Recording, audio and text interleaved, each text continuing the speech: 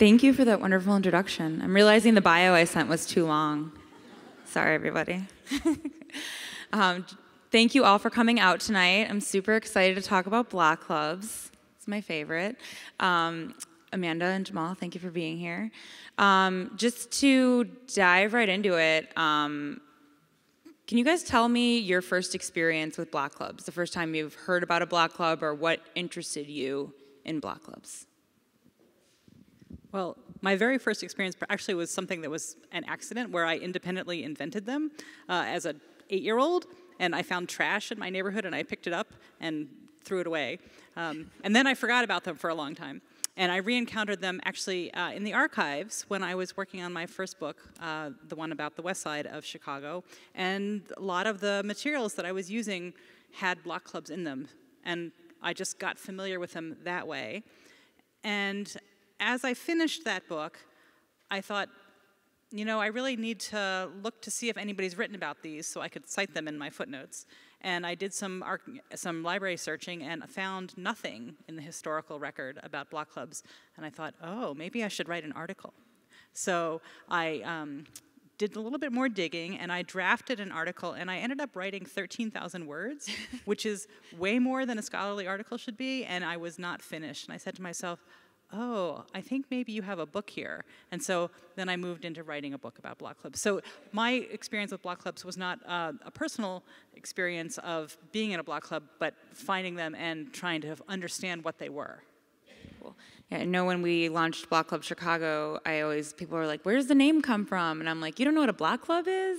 And it's funny that outside of Chicago, it's not as well known. It is funny. When I speak to audiences in Chicago, I assume that everybody knows what a block club is. And when I ask people in audiences in places outside of Chicago, do you know what a block club is? They all look at me with this kind of puzzled expression on their face, and they're like, well, I know what those words are. Those are both one-syllable words, but I'm not sure I know what you mean. What about you, Jahmal? What was your first block club experience? Yeah, I just moved to Chatham, so I want to say like 2007, my wife and I, we bought a house on 80th and Wabash, and you know, we couldn't really afford no big wedding, and so we just put a down payment down on a house. And when I moved in, I think, you know, somebody had stolen our AC unit out the back, like the first day we moved in, and I was like, how the hell did they pick this up and take it over our fence? But they did, and turns out, you know, the people from the block club down the street came and said it had happened to a lot of people on the block, and they organized every month around issues that were impacting the community. So I live in Chatham on the south side, and you know, in Chatham there's a lot of block clubs, like the Chatham Avalon Park Community Council, Chesterfield Association, West Chesterfield Association, you know, the Greater Chatham Alliance. And so it was really, if you want to be an organizer, it's like really the stage is Chatham, and so that's how I found out about them. And before you moved and when you found out about them, how did you see a sign? Did somebody reach out to you that was a neighbor like, hey, we have something in place for when something happens? Yeah, I mean, I really have an appetite for adventure, so I just think you know, I was inspired by, like, you know, Barack Obama, and I wanted to get involved, and so I just kept on asking the realtor, like, how do you get involved in the community? He's like, you should join the block club. And in Chatham, almost every corner, there's these signs that say, you know, no littering, no loitering, no looting, no loud music, 80th and Wabash Block Club, or 80th and, you know, Harvard Block Club, or whatever. And so I knew the clubs existed. And I think going to the local library and talking to the branch manager, he was like, hey, they meet here once per month, you should show up. And also our local alderman, Roderick Sawyer, he goes to all the block club meetings, and that's how I found out about him. Cool. And Amanda, you literally wrote the book on block clubs, if you haven't checked it out. It's Block by Block. The full title. I'm just like calling it Block by Block. Actually, Block by Block is the first book. The new book, the one about block clubs, is actually Chicago's Block Clubs. Yes, Chicago's Block Clubs. And yeah, it was the only thing that it's so true when you Google it, Google Block Clubs. She wrote the book. Can you tell us a little bit about the history and how these block clubs came to be in Chicago? Sure, I'd be so thrilled to have the chance to talk about that. So block clubs, while one of the city's organizers, an alderman's organizer, told me that block clubs are in our DNA here in Chicago. They actually don't start in Chicago. The first block club that I could trace was founded by Mrs. Eugenia Hope in Atlanta, Georgia, at the very beginning of the 20th century. And she was African-American woman, very prominent socially, and her idea of local neighborhood unions got picked up by what became the National Urban League, starting out in New York City. And the Urban League seeded block club organization in several cities around the United States, St. Louis, Pittsburgh, and Chicago, where it really took root. So the Chicago Urban League throughout the early part of the 20th century, when they had enough money to do community organizing as well as placing people in jobs, organized block clubs on the south side and in the very small black community on the west side of Chicago as well, on and off up through World War II. The war interrupted everything, and the mayor was also the civil defense organizer for Chicago, and I have never been able to prove this definitively, but I think he knew about block clubs, and he decided that the block club would be the unit of local organization. So they organized block clubs on 20,000 blocks in Chicago and Gary, so in the area. Every block was organized to support the war effort.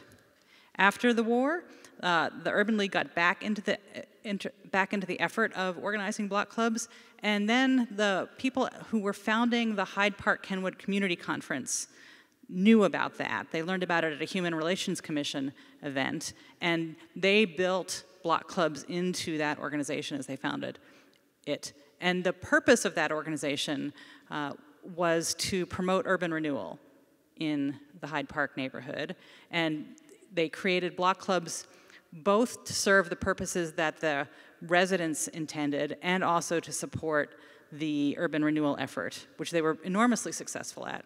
And as you know, the people associated with Hyde Park, very articulate, talkative people associated with the university, also a lot of Quakers, and they took the idea of block clubs and talked about them all across the Chicago area because there were lots of communities that were trying to bring urban renewal into their neighborhoods. I know that's counterintuitive.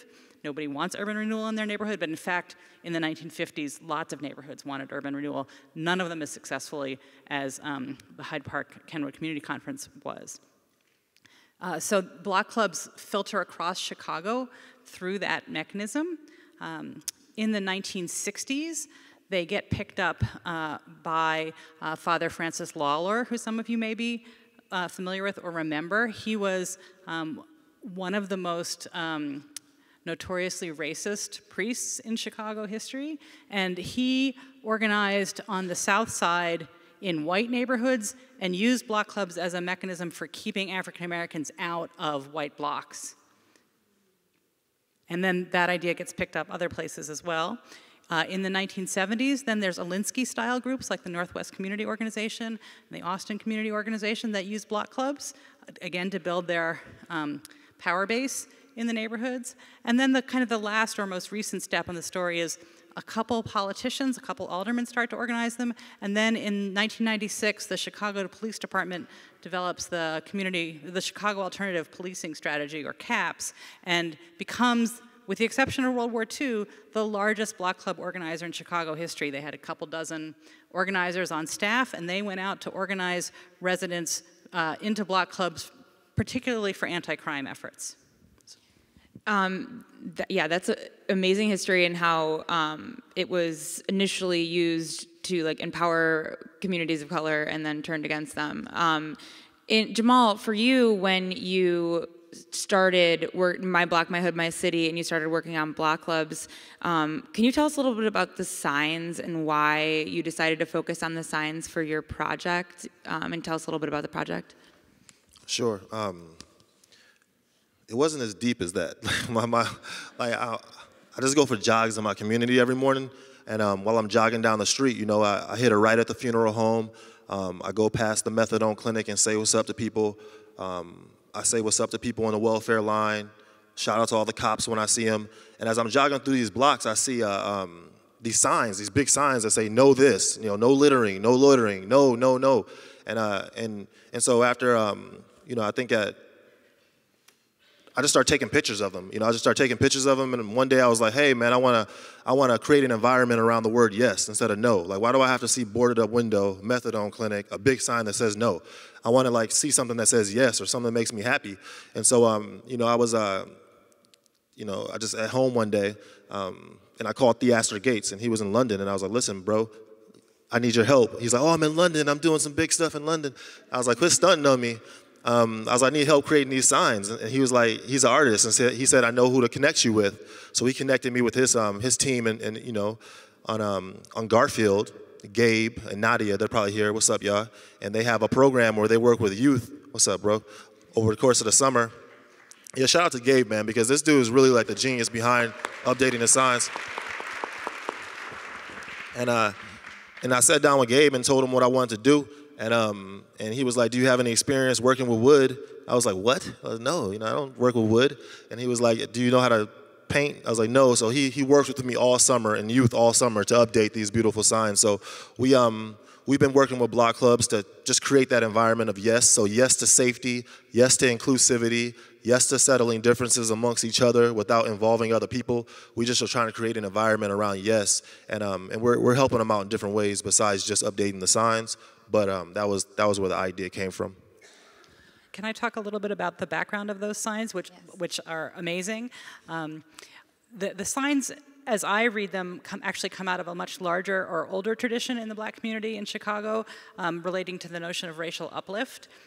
As migrants came north, especially during the first Great Migration, the Urban League was nervous about how people from the South would be perceived by people in the North, both by white people who were racist and also by African Americans who were more established in Chicago, who were skeptical about being associated with people who seemed backwards and not familiar with urban ways, et cetera. And so in the Chicago Defender and in little cards that were handed out by the Chicago Urban League, there were all these instructions about how to behave in public, like things like sometimes positive, but more often put in negative terms, like don't do this and don't do that, in order to acculturate migrants to the North. And I think that when block clubs started making these signs, they took that tradition of those very clear and negative directions to communicate with their neighbors that they weren't really thrilled with about how they should behave. And I love how Gabe's students and Jahmal have worked to turn those messages into positive ones instead. So like they were like the ultimate form of passive aggression before. I don't think it was passive aggression. I actually think of it as local self-governance, right? So there's no formal authority in a block club. A block club is not like even a homeowners association or like a government in that it can compel people how to behave under the law, but rather it's an informal mechanism of governance and a setting of expectations, even if those expectations aren't always put in the most polite or uplifting or kind terms. And Jahmal, your experience since doing these signs, and you have the youth working on these signs, I know we had an event in the spring with different block clubs, and it does tend to be older people in the neighborhood that are involved with block clubs. Do you see an interest among young people in continuing the tradition, or do you think that block clubs are just not like something that they'd be interested in? There's something that their parents or their grandparents are interested in? I just think in general, there needs to be like innovation in the community organizing ecosystem, really. We have technologies in place today that allow, leadership to communicate directly to their tribe of people. And I think that you have to make creative use of that technology today. So if there's 16 people on my side of the street and 19 people on the other side of the street, it makes sense to create a Facebook group. And so if the power goes off on the block, I can go to my Facebook group and say, hey, I talked to ComEd, the lights will be back on at 2:30. I mean, Facebook is a new phone tree.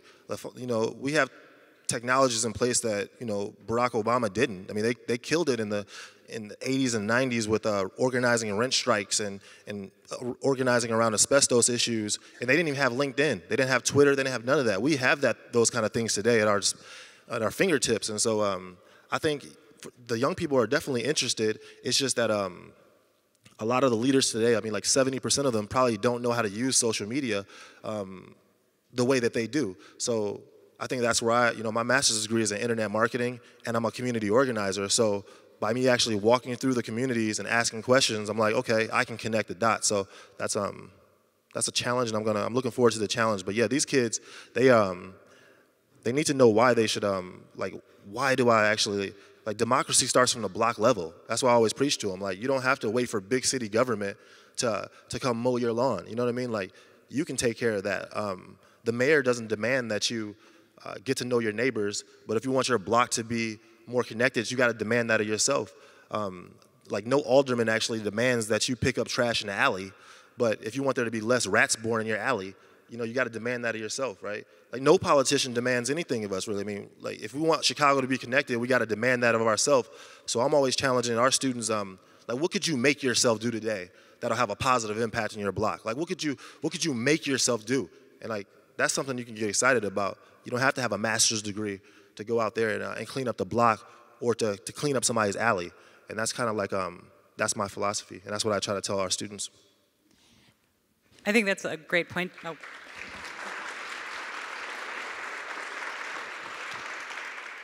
I think Jahmal makes a really great point about how technology has changed organizing.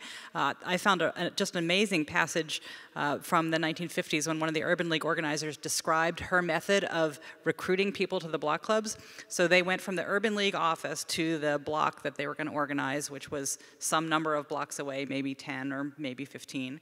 And they looked at the placards on all the doorbells to see what the names of the people were, and then they went back to the office and they looked for a telephone book and tried to match up the names with the phone numbers, and then they made a bunch of calls seeing if they could get an appointment to come back, and then they went back to the block and tried to get those people that had answered their calls to recruit their neighbors. It's a very different world with internet marketing. Well, I still think, though, you got to have a street team and a ground hustle. Like, I will still go put my flyers in the Harold's Chicken. You know what I mean? I'll still go to the local libraries. Like, those are, like, you can have an online following, but if you're not willing to get out there and get your hands dirty, or you can't cut no corners. So we're going to have an event where we're actually doing, we're going to be lighting up King Drive. But I'm not going to just rely on my social media following. Like, my whole team, shout out to Moni, we've been out there all week actually flyering, because that's how you boost your online credibility, but also that's how you fall in love with your community. Like, you can flyer all you want, but it's going to be that person that was walking down the street that you're going to meet and be like, what are you doing? And that personal, that's the guy that's going to show up to your presentation. Like, people aren't really going to answer flyers, but you can say, hey, man, I know where Dat Donuts is now, or hey, I know where this artful intersection is now, or hey, I know where this hidden gem is now. Like, you, all organizers, if you want to organize, online is cool, but to fall in love with your block, definitely walk the street. So. And Jahmal, I was going to follow up with you about that. I know you've had so many events where you've tweeted out, like, hey, I need help shoveling, and then, like, 100 people show up to the block to shovel, which is amazing. And I think it's what, like, most internet marketers dream of, having people come through the door based on a tweet or a Facebook post. What do you credit to that, like, to getting people not only from the communities you're in, but outside the community to come and volunteer and show up in real life when people are increasingly socially isolated on their phones and in their houses? I think that I lead by example, and so I'll be out there in the snowstorm first before I ask anybody to do it. And also, you know, it's just, like, if you're a leader, this is going to happen. It's going to rise. But I try to say, man, I just keep it real, my following online. I just say, hey, man, like, I live in Chatham, you know, and Chatham is 60% seniors, and, you know, some of them have neuropathy in their wrist, or they have oxygen tanks. You know, you guys can get out and vote, so I'm sure you can volunteer. Could you guys come out and help me on 79th Street? And people show up, and then you know, you can use, with Facebook, you can actually target specific demographics with specific projects, and you can really use Facebook as a tool for organizing. And I think that I lean heavily upon, you know, social media. And also, if you're gonna put anything out, like, you always want to do more than people expect, and that's the best investment you can make in your future. So do more than people expect, and that's the best investment you can make. So say, for instance, you're gonna have an event. You can, if you put out like a grainy photo with an iPhone, I mean, I'm not hating on iPhones, but I mean, you don't want to do that. You want to use a DSLR camera to make a sharp image have a graphic designer do it, and then put that out to your following. Because when they see it, they're gonna be like, oh man, I wanna get involved, I wanna be engaged, as opposed to your little grainy photo. Have a content editor, have a graphic editor, because people are looking at that. People are looking for any reason not to join your tribe, so don't give them one. Always do more than people expect, and then the city shows you love if you do that. So. If I could add, I think that Jahmal's comment about leading by example is also borne out by the history. So one of my favorite passages in the book is about a block club on 15th Place. And the person who did the organizing there was this extraordinary white woman named Faith Rich, who somebody should write a book about her. She was just an amazing person who moved, I think she was a communist. She moved intentionally into a black neighborhood as it was as it was becoming black in the 1950s. And wasn't organized on the block, but always, she understood white privilege before there was such a term, and she always sort of took a back seat and had people who were African American actually formally in charge of the organization. And she was really interested in gardening, and she would just go outside into the vacant lot and start gardening, and like the kids would just show up and they would help her, and then the adults followed the kids, and then the TV cameras came one day, and then people who were not involved previously were like, I'd like to be on TV, and they brought out rakes and they started helping too. So I think that what Jahmal says about showing, so I guess walking the walk or showing what can be done is over and over again inspiring to people in Chicago. And what about block clubs? Why do you think it's so unique to Chicago in terms of block clubs surviving here when in other cities they're not as prominent? Well, there are block clubs in other places, and somewhere on the first or second page of the book, I have a list of all the cities where I found them, including Tokyo. But they do seem embedded in Chicago in a way that they're not embedded in other places. And I'm not entirely sure why. Chicago seems to be a fertile place for community organizing. It's where Saul Alinsky created the formal field of community organizing. But there were precedents in the 19th century as well. Sorry, I'm a historian. I always have to go back to the 19th century. If you were a landowner in Chicago in the 19th century, and I think this is one of the things I learned from Ann Keating, who's here in the audience tonight, and you wanted sidewalks, you got together with your neighbors and petitioned the city to build the sidewalk and then charge you for it. So that there's sort of an organizing practice built into the way Chicago was created in the 19th century that I think is just picked up when other forms of organization come in, but I'm not really positive. Yeah, I would say that block clubs, they're there because the city neglects a lot of things. Have you seen some of these alleys? Like Little Mercy, I mean, we had to buy like 5 lawnmowers this summer because the city has neglected so many alleys. So we bought lawnmowers, shears, picked up trash in alleys. Who knows how to advocate for a speed bump?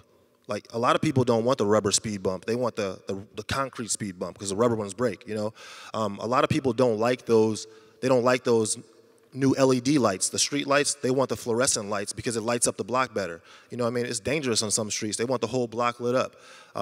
Some people need help collecting signatures for stop signs. So if you actually get out there and you start talking to people, you say, hey, how can I help? These are the things they need. But it's a lot of times, block clubs exist and community organizations and residents associations. They exist because local government has neglected a lot of these communities. And do you think that segregation, that's why they continue to be in South and West Side neighborhoods more than North Side neighborhoods? Well, I think that unfortunately, Chicago is the most segregated city in the country, right? So the distinction between the black, the white and Hispanic neighborhood that's very visible, and that's created these diverging or these separate community areas. And I think that racial division is important, not only because it signifies a lack of cultural integration in Chicago, but segregation has created socioeconomic isolation and exclusion in which minorities, specifically African Americans, have higher vulnerability to poverty and crime. And so just to say simply, I just believe the more connected you are, the safer you are, the healthier you are, and the happier you are. You know what I mean? Like, once I started knowing who my neighbors were, my block got safer instantly. You know what I mean? So it's like, that's, we have to stay together, and we can't really, if your home gets broken into and it takes 4 hours for the police officers to get there, I mean, because they're responding to so many other things, you guys better get organized because that's way too long. You know what I mean? Yeah. Oh, I was going to say that that publicizing block clubs has not only the function of getting your neighbors involved, but also helps diminish the barriers that create segregation, the sort of the fears and animosities that whites made up about African Americans in order to justify segregation. So the Urban League was well aware of this, and so they had a better block campaign and a contest annually, and they would very intentionally bring in white judges to look at the black blocks and evaluate them, which on the one hand is kind of patronizing, but on the other hand, they were aware that those judges would go back to their white neighborhoods and say, like, that neighborhood was not so bad after all. And so a personal experience I had with this, and again, it's an archival experience, not the on-the-streets experience, but after I wrote that 13,000-word article, I gave it to my mother-in-law to read. She was just kind of curious. What does Amanda do? So then I had it with me, and she read it, and what she said was, I had no idea they did anything to take care of their community. Oh, and I was just like, oh, I should tell people about this, because then white people will change their views of what happens in black communities. I read your book like twice, and I honestly, Thank you. I want to tell you, I think it was awesome. Like, it really was. There's not really a lot of organizing books like that, and you really went really deep. So I want to say thank you for writing the book. But yeah, like it ain't as dangerous as like the media is making out to be. You know what I mean? Like the media, they have their job. Sometimes it's propaganda. Sometimes it's a parody. Sometimes it's almost a spoof. But when you start looking at how some of these communities are being like talked about in the media, it's just not fair. So I just want to say that. No, I think that's like the negative signs versus the positive signs, right? The press will come in for the negative signs. I had the great experience this morning of going to this gallery and seeing this exhibit of the wonderful paintings, I call them paintings, but they're signs that the Gabe students did.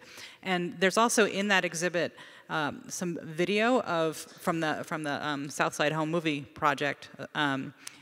Of people at a block club party in the 1970s, and it's gorgeous. They're dancing and having fun, and you never see that on the news.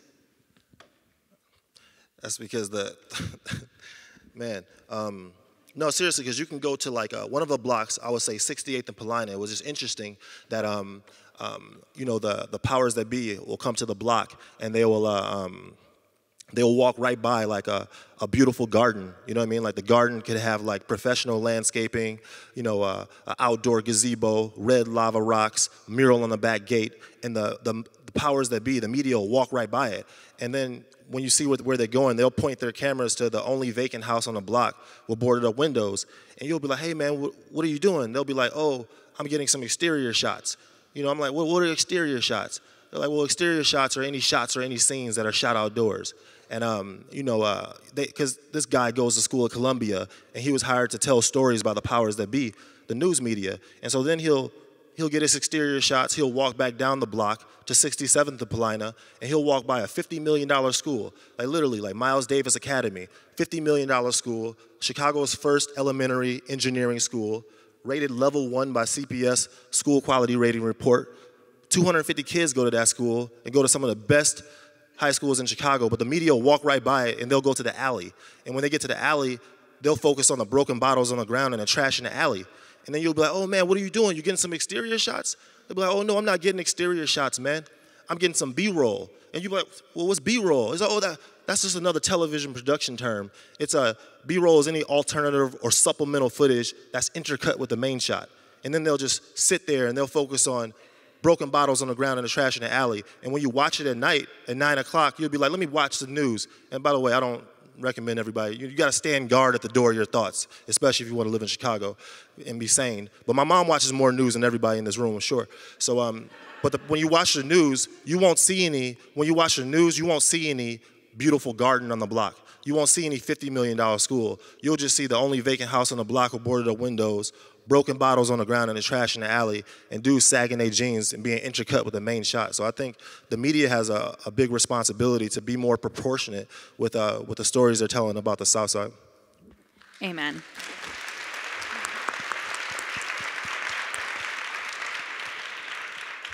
And it's just validating people's beliefs. They're trying to validate their own biases and beliefs about neighborhoods. And I think the segregation in the city is the big thing over everything else, hanging over everything else, the cloud. What do you think about, I know that there have been block clubs in white neighborhoods as well. I know that I grew up, that's how I knew about them. Like, I grew up in Mount Greenwood, and we used to have block parties. We had a block club on Troy. Are those block clubs still around? Do you see them like being racist continually if they are still around, or are there integrated block clubs? So there was one story of, again, going back to the 1950s, a woman who moved onto a block, and there were 2 other black families on the block, and they weren't really interested in organizing, so she went to the Urban League and said, what should I do? And the organizer said, well, organize with the white people. And she was like, what? Oh, okay. I'll give that a try and see if it works. And there were a couple integrated block clubs that I found. I have to say, as a historian, I don't know quite as much about the present, so I really want to defer to the people who live in Chicago now for their expertise. My sense, though, from what I've read, is that there are quite a few places where there's a kind of latent block club that you see for the block party, and then it doesn't do much the rest of the year, and that the tradition of continuous organizing, like Jahmal describes, is much more common in the African American community. Yeah, I know what I see, and also being in the media, are these Facebook groups that are neighborhood groups that tend to actually be pretty racist from what I've seen, at least in the North Side neighborhoods, where they're pointing out crime, and it's mostly crime. It's mostly pointing out crime. So, Jahmal, when you're organizing these getting block clubs like digitized online, like what is your goal for getting people signed up? What would be the rules of your block club online? Are you trying to include both the older people in the neighborhood and younger people, or yes. What would your rules be? It's a great question.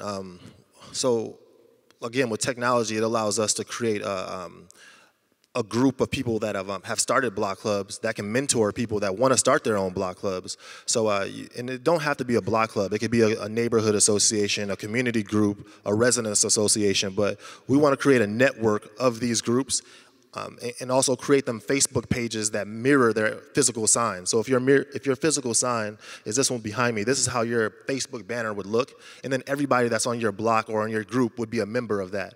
And so it's really just teaching them how to become more modernized. We want to modernize block clubs and help them be more interconnected. And I know, Amanda, you touched on the history between block clubs and the Chicago Police Department here. And I immediately thought, well, maybe kids don't want to get involved with block clubs because they're linked to police. Was that a positive relationship for years? Had that trickled off? I know that the CPD changed its policies around caps. And can you speak to the relationship there? So there's always a problem of getting kids involved in block clubs when there's meetings and officers and minutes and structure. Historically, kids, and I assume in the present as well, are not all that enthusiastic. So one strategy is to have an auxiliary for the kids where they just do actions, like they clean up the alley, and you can have a contest between the girls on the one side and the boys on the other side to see how that works out. That's the kind of thing that they did. Or just have parties for them so that they get the idea of block clubs and that they have some community responsibility. And then later, when they're an adult, they can go sort of do more formal organization. I have to say, it's been really kind of hard to figure out, even though it's more contemporary, about exactly what the Chicago Police Department does in terms of its block club organizing. I lived here in the 90s, and I was kind of used to the Chicago way, and then I moved to Wisconsin, where we have a sunshine law and government is public, and anyone can request my emails or anything that I produce as part of my work because I work for the state government. And we're kind of annoyed when that happens, but it's also sort of normal that there's an open records request.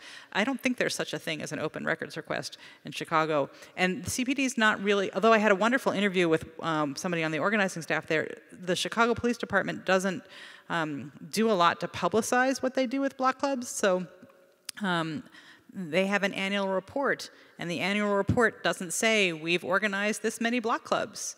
Right? The only way I happen to have a sense of the scale of CAPS organizing is that I reached out to Wesley Skogan, who's a professor at Northwestern, who is a criminologist, who is the official CAPS evaluator, and he was able to use his contacts within the police department to get me a list of current partner institutions, and we're trying to do some data analysis with those institutions. But it's actually quite hard to tell what the CAPS program is unless you're really on the ground here. So I'm hoping that there will be sociology students who will use their participant observation and other kinds of more contemporary methodologies to complement the work that I've done from the archives. And what about you, Jahmal? Have you encountered any police that are involved in these block clubs? And what are the relationships between police and the people that you work with? Yeah, I mean, police come to our events all the time. You know, we see them at Cassagna Cafe. We'll see them on 77th and Drake. They'll come out and grab a shovel. Like I always tell people, like, you know, having a police badge really gives you a platform to amplify who you really are. So if you're a good person, that police badge gives you a platform that'll amplify you being good. If you're a bad person, that badge gives you a platform to amplify your wickedness. So I just feel like, you know, cops are people, so they need to come out and help volunteer too. And I think the whole philosophy though is if how to get kids involved in I mean, we just had a historic millennial voter turnout, you know what I mean? So it's like we need to flip their philosophy from thinking that, hey, for me to make a difference in the world, I have to go to law school. Like, the communities can be your classroom too. You know what I mean? You can actually get involved on the block level, and that makes a difference. Like, knowing who your neighbor is makes a difference. Like, helping your next door neighbor shovel makes a difference, because it really makes a difference on your habits. I mean, it's not going to make a big difference in the world, but on your habits, it's going to really help you. And it's a really easy way. Like I saw a kid on the block like a couple months back. He was like, Jahmal, you know, why did you pick up that piece of trash on the ground when the wind is just going to blow it down the street? And I was like, you know what? I was like, see, your mind is working right. I was like, you understand the wind, you understand how things work, but he didn't understand how he was going to bend history by picking up this piece of trash. So I told him, I was like, man, like, it's just a really easy way for you to gain confidence in yourself. You're going to need that self-confidence to do something, to take on the bigger challenges, but you can't take on the bigger challenges if you don't first start with the simple disciplines. So I think it's very important for us to view democracy from the block level outward as to the policy level inward. And people talk about how we're on our phones all the time. I'm not, because I have a flip phone, but everybody else has smartphones.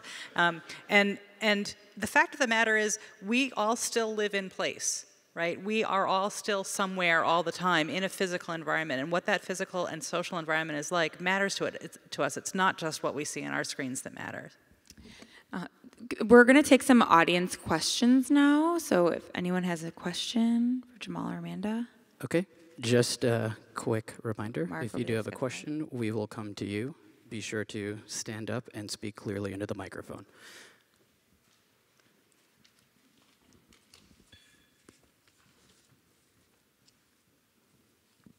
We have a question up here in the front. Hi, it's more of a request for information. I'd like to know more about the gallery show featuring the new signs that were made, where we can see that.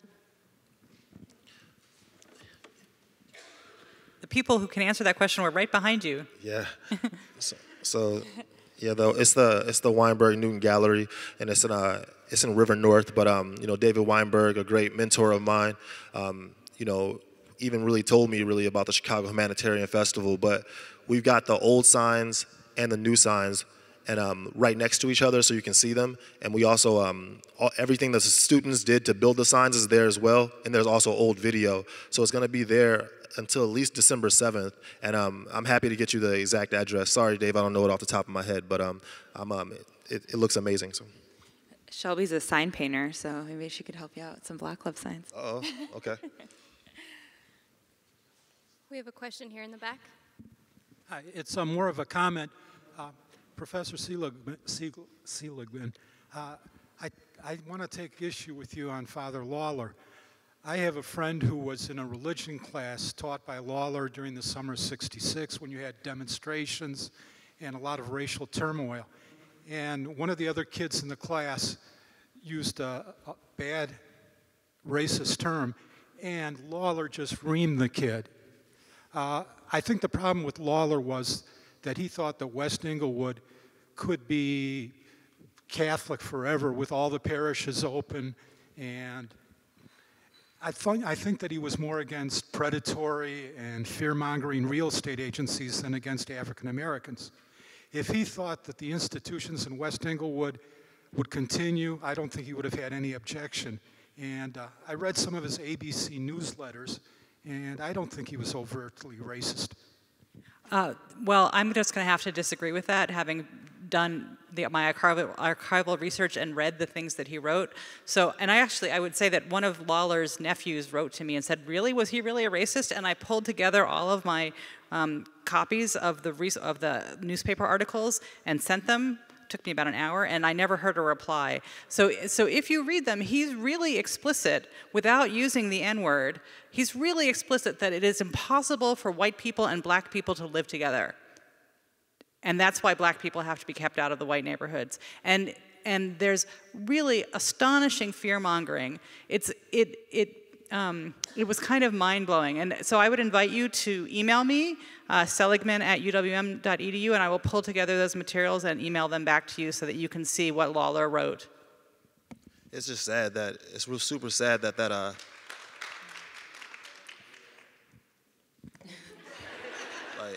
I was just gonna say that it's sad that just Victorian English, eugenic style thinking of the early 19th century is so prevalent in American society today. I think, race exists, like, it doesn't exist scientifically. It only exists politically. You know what I mean? Like, who's causing these divisions in our city, right? Like, who's the reason that these divisions really exist? And I think once you actually, Chicago, our best asset is our diversity. You know what I mean? So we think we're different a lot, but if you go to Pilsen, you're gonna have like a tortilla, beef and rice. You know what I mean? If you go to Greektown, you're gonna have like pita, beef and rice. If you go to Devon Avenue, you're gonna have non-beef and rice. I mean, we're eating the same thing in the city, and we dye the river green for St. Patrick's Day, for God's sake. So our greatest asset in our city is our diversity, and these communities don't need to stay the same over time like a mosquito in amber. It's time for people to step outside their comfort zone and just have that appetite for adventure.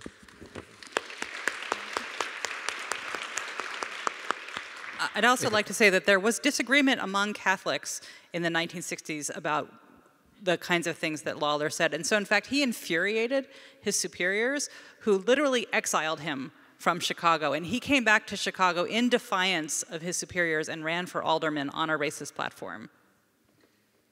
So basically nothing's changed. We have a question over on house left. Hi.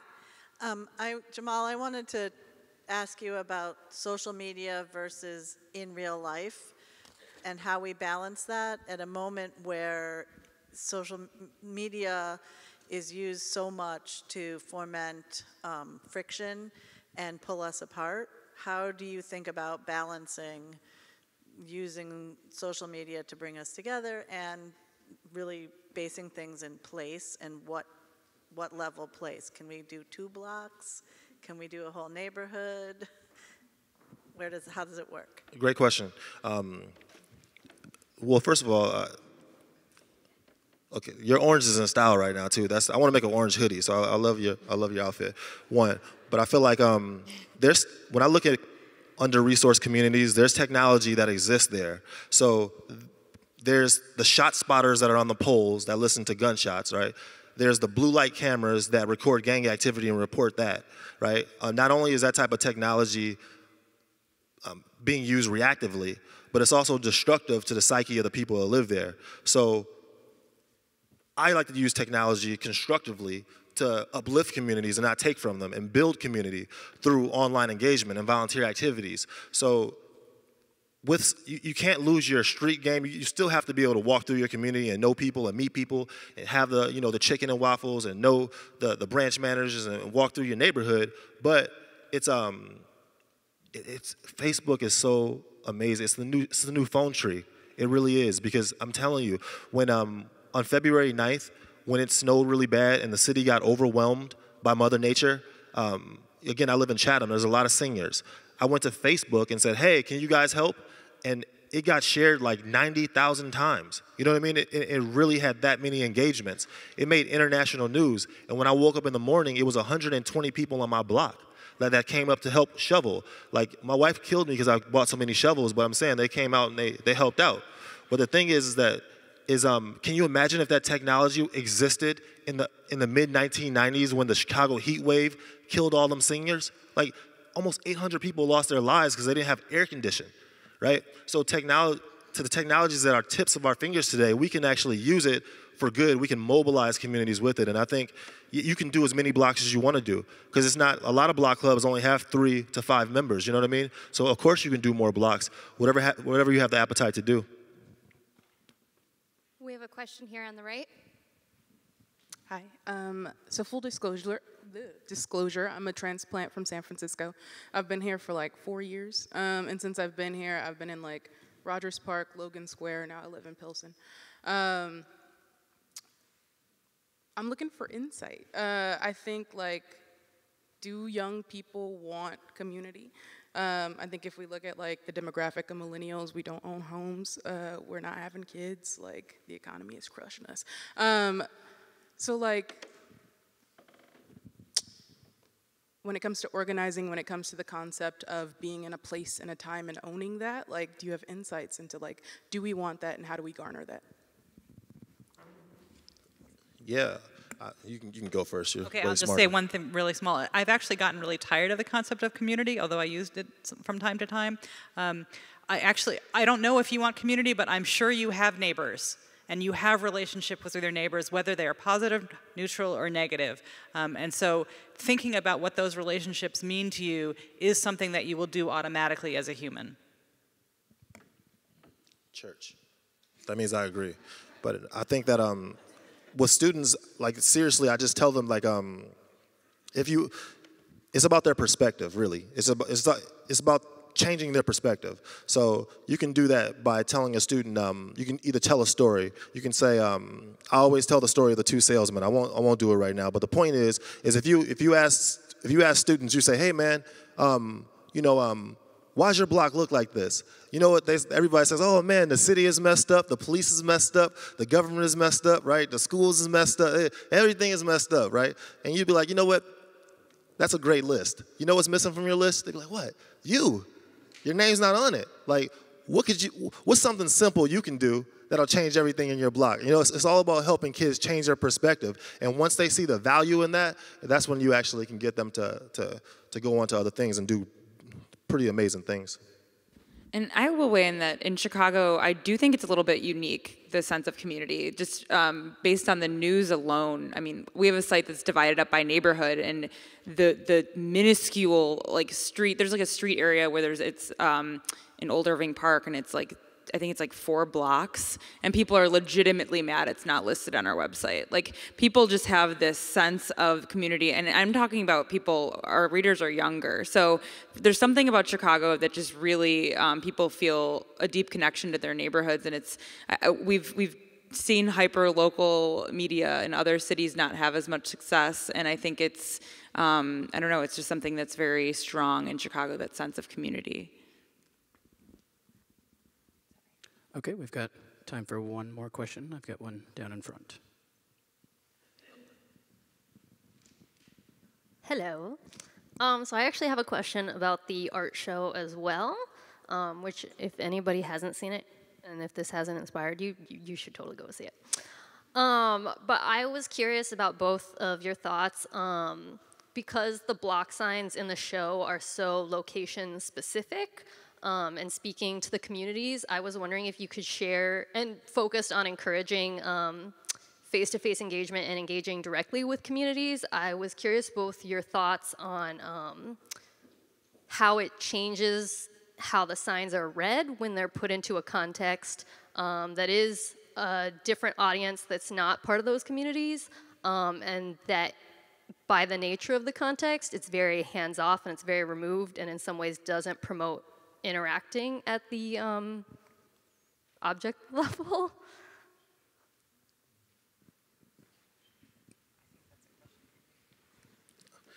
I think she was speaking your language, personally.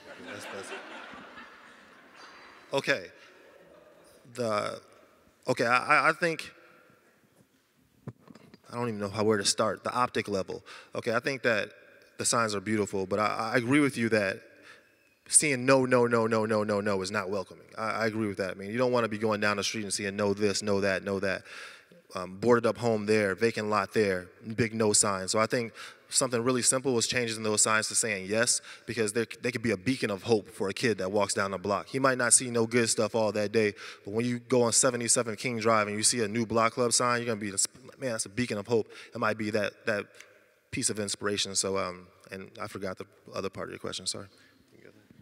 Well, I think it's really great that people who maybe don't have block clubs yet as part of their DNA would have the opportunity to find out a little bit about them and maybe get inspired by these. I keep thinking of their art and their paintings. I keep forgetting their signs. I think they'll seem like signs when they're on the street, but right now they're just beautiful. They are beautiful art, and I think they are inspiring.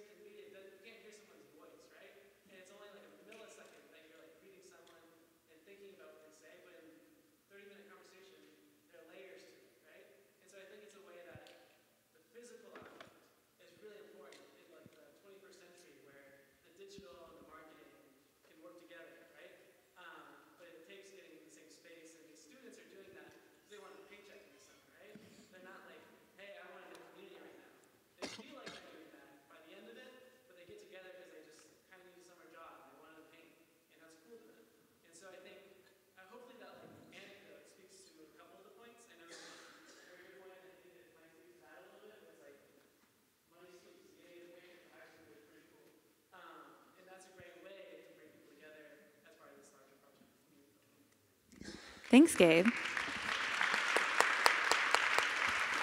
Thank you all for coming out tonight. Thanks, Jahmal and Amanda, for all of your wisdom. We have a table. Stephanie Lulay from Block Club Chicago is in the back. We're actually offering free subscriptions. So if you're interested in organizing in your community and want to sign up for a block level or an organizing subscription, there's a sign-up sheet there. And you could just talk to Stephanie about